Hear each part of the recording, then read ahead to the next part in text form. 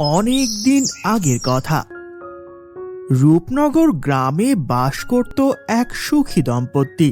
স্ত্রী তিশা ও মেয়ে মৌকে নিয়ে সম্রাটের সুখের সংসার। সম্রাট একজন কৃষক ছিলেন। সারা দিন মানুষের চাষবাস করে যে 2 টাকা পেত তা দিয়ে কোনো রকমের সংসার চালিয়ে নিত। খাবারটা যে ঠান্ডা হয়ে গেল। মৌ, মৌ বলি, কথা কি কানে যাচ্ছে না? সে কখন থেকে খাবার বেড়ে বসে আছি, আর ওনার কোনো পাত্তা নেই। আজকে কি রেঁধেছো মা? প্রতিদিন ওসব খাবার আমার ভালো লাগে না। গরিব ঘরে জমিদারি ভাব নিলে চলবে না, বুঝলি? যারে দিছি তাই দিয়ে খেয়ে ওঠ। আমায় উদ্ধার কর দেখিনি বাপু।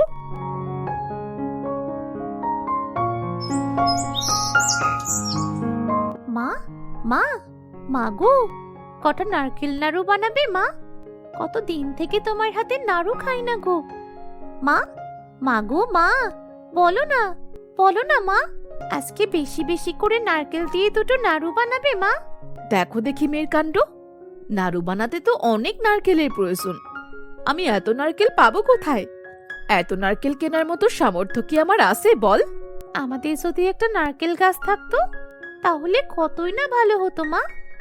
আমার যখন নাড়ু খেতে ইচ্ছে করতো তখনই গাছ থেকে নারকেল পেড়ে নাড়ু বানিয়ে খাওয়া যেত।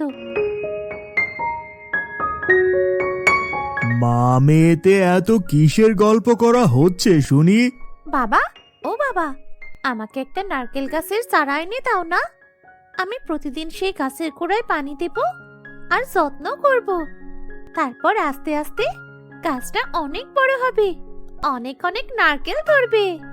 উফ, ভাবতেই কি ভালো লাগছে না? ঠিক আছে মামুনি, সময় হোক, আমি তোমাকে নারকেল গাছের চারা এনে দেব। একটা নারকেল গাছের চারা নিয়ে আসতে বসে সময়ের দরকার হয়।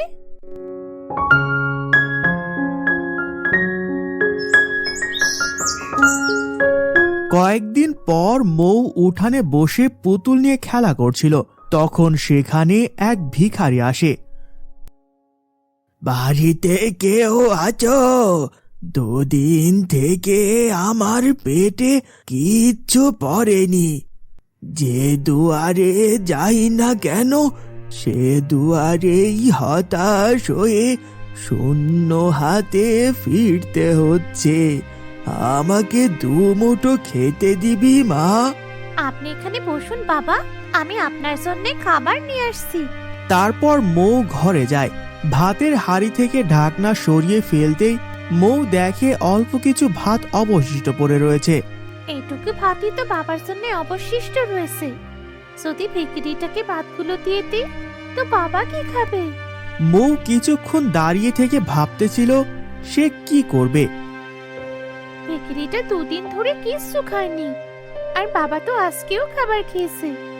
বাবার চেয়েও ভিখিরিটা বেশি ক্ষুধার্ত, তাই আমার উচিত তাকেই খাবারগুলো খেতে দেওয়া।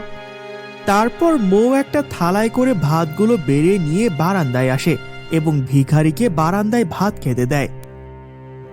আপনি এখানে আসুন বাবা, আমাদের ঘরে যেটুকু খাবার ছিল আমি আপনার জন্য তাই নিয়ে এসেছি, আপনি খেয়ে নিন। তারপর ভিখারিটা বারান্দায় বসে ভাত খেয়ে ওঠে আর মৌকে অনেক আশীর্বাদ করে। ভগবান তোমার মঙ্গল করুক বাছা, তুমি মহৎ, তোমার মনটা ফুলের মতো পবিত্র।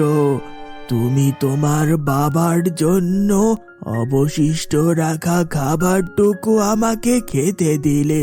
সত্যি আমি তোমার বিবেচনা দেখে ধন্য। তুমি অনেক বড় হও, ঈশ্বর তোমাকে ধন সম্পদ দিয়ে ভরিয়ে দেবে দেখো। কিন্তু বাবা, আপনি কিভাবে জানলেন যে ওইটুকু খাবার আমার বাবার জন্য অবশিষ্ট ছিল? আমি সব জানি বাছা, মানুষের মনের খবরাখবর সব আমার জানা।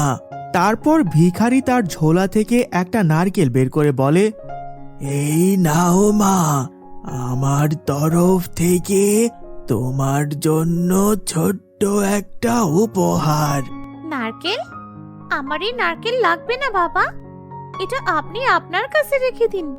আমি তোমার সৎ ব্যবহারে খুশি মনে এটা তোমাকে উপহার দিচ্ছি, তুমি এটা রেখে দাও।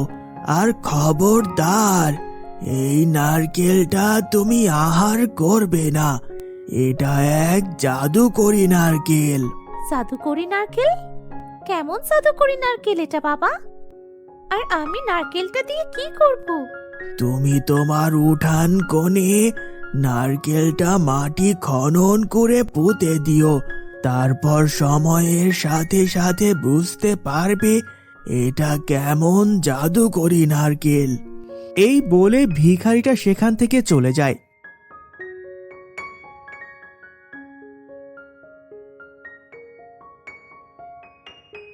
এ কি রে মৌ, তুই এখানে গর্ত করে কি করছিসটা কি সব?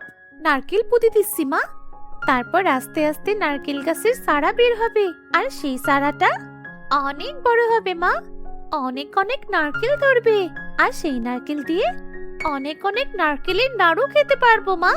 আমার যে কি আনন্দ লাগছে না! কিসব বকছিস তুই পাগলের মতো? আমাদের কাছে তো কোনো নারকেলও ছিল না। মা মা, একটু আগে এক ভিখিরি এসেছিল, তিনি অনেক ক্ষুধার্ত থাকায় আমি বাবার জন্য রাখা অবশিষ্ট খাবার তাকে দিয়েছিলাম। তারপর এই নাও মা, আমার তরফ থেকে তোমার জন্য ছোট্ট একটা উপহার। তুমি তোমার উঠান কোণে নারকেলটা মাটি খনন করে পুঁতে দিও, তারপর সময়ের সাথে সাথে বুঝতে পারবে এটা কেমন জাদুকরি নারকেল। এই জাদুর নারকেল বললেই হলো নাকি? রাস্তার এক ভিখারি কি বলেছে না বলেছে অমনি ওটা বিশ্বাস করে বসে আছিস? এটা যদি সত্যি জাদুর নারকেল হতো তাহলে ওই ভিখারিটা কখনোই নারকেলটা তোকে দিত না। বকছো কেন মা? এটা তো সত্যি সত্যি জাদুর নারকেল হতে পারে, কিছুদিন অপেক্ষা করে দেখি না। উনি সত্যি বলছেন নাকি মিথ্যে? তখন সেখানে সম্রাট চলে আসে। সম্রাট তাদের মা মেয়ের কথোপকথনের মধ্যে বলে, কই গো গিন্নি, চারটে খেতে দাও দেখিনি, বড্ড খিদে পেয়েছে, আমি হাত মুখ ধুয়ে আসি বরং। কিন্তু ঘরে তো কোনো খাবার নেই মা, আমি তো সব খাবার ওই ভিখিরিটাকে। আমাকে উদ্ধার করেছে মা, এখন আমি লোকটাকে কি আমার মুন্ডু খেতে দেব শুনি? অভাবে সংসারে নিজেদেরই দুবেলা খাবার জোটে না, আর লোকটি সারাটা দিন খেটে এসেছে। কি করে লোকটাকে বলি যে ঘরে খাবার নেই? কই গো গিন্নি, কোথায়? খাবার নিয়ে এসো। আসছি গো আসছি, জানি না লোকটাকে আমি কি জবাব দেব। বলেই তিশা সেখান থেকে চলে যায়। মৌ প্রতিদিন নিয়ম মেনে সেখানে পানি দেয়, তারপর আস্তে আস্তে সেখান থেকে নারকেল গাছের চারা বের হয়। মৌ তো চারা বের হতে দেখে মহা খুশি। কি মজা কি মজা, আমার নারকেল গাছের চারা বের হয়েছে, আর কদিন পরে নারকেল ধরবে। কি মজা কি মজা! দেখতে দেখতে কয়েক মাস কেটে যায়, আর নারকেল গাছটাও অনেক বড় হয়ে গেছে এতদিনে। আর শুধু তাই না, গাছে অনেক নারকেলও ধরেছে। বাবা, ও বাবা, নারকেল গাছে উঠো না বাবা, আমাকে কটা নারকেল পেড়ে দাও, আমি নারকেলের নাড়ু খাবো বাবা। ঠিক আছে, আমি নারকেল পেড়ে দিচ্ছি। তারপর সম্রাট নারকেল গাছে ওঠে এবং কিছু নারকেল পারে। তারপর মৌ সেই নারকেল নিয়ে গিয়ে তার মাকে দিয়ে বলে, মা, ও মা, আমায় কটা নারকেলের নাড়ু বানিয়ে দাও না গো। আচ্ছা ঠিক আছে দিচ্ছি। তারপর যখন তিশা নারকেল ফাটায়, তখন তিশা দেখতে পায় নারকেলের ভেতরটা চকচক করছে। আরে আরে আরে, নারকেলটা অমন সোনার মতো চকচক করছে যে বড়। মা মা, এটা কি সোনার নারকেল গো? আমি তো এমন নারকেল আগে কখনো দেখিনি মা। আরে, এটা সত্যিই তো সোনার নারকেল। ওগো কোথায় গো, কোথায় গো মৌয়ের আব্বু, এদিকে একবার আসো দেখিনি। সম্রাট আসতেই তার চোখে সোনার নারকেলের আলো পড়ে। এ কি, কিসের আলো এটা? কি চকচক করছে? এই দেখো না গো, নারকেলটা ফাটাতেই দেখি নারকেলের ভেতরটা কেমন সোনালী রঙের আর সোনার মতো চকচক করছে। সম্রাট নারকেলটা ভালো করে ধরে দেখে। তারপর সম্রাটের আর বুঝতে বাকি থাকলো না যে এটা সোনার নারকেল। ওগো, আমাদের ভাগ্য খুলে গেছে গো গিন্নি। এটা সত্যি সত্যি সোনার নারকেল। দাঁড়াও গিন্নি, সবগুলো নারকেল ভেঙে দেখি তো সবগুলোই সোনার কিনা। তারপর সম্রাট সবগুলো নারকেল ভাঙে, আর সবগুলো নারকেলই সোনার নারকেল ছিল। এটা দেখে তো তারা মস্ত খুশি। বাবা, ও বাবা, আমি তাহলে নাড়ু খাবো কি করে? সবগুলো নারকেলই তো সোনার নারকেল। আমাকে নারকেল এনে দাও না বাবা, আমি নারকেলের নাড়ু খাবো। তুমি কেঁদো না মামনি, আমি এখনই বাজারে গিয়ে তোমার এই সোনার নারকেলগুলো বিক্রি করে তারপর বাজার থেকে অনেক নারকেল কিনে নিয়ে আসবো, আর সেগুলো দিয়ে তোমার মা তোমাকে নাড়ু বানিয়ে দেবে মামনি। তারপর সম্রাট সোনার নারকেলগুলো সোনার কাছে নিয়ে যায় এবং সেগুলো সোনার দরে বিক্রি করে অনেক টাকা পায়। তারপর বাজার থেকে নারকেল কিনে বাড়িতে যায়। তারপর তিশা সেই নারকেল নিয়ে তার মেয়েকে অনেক নাড়ু বানিয়ে খাওয়ায়।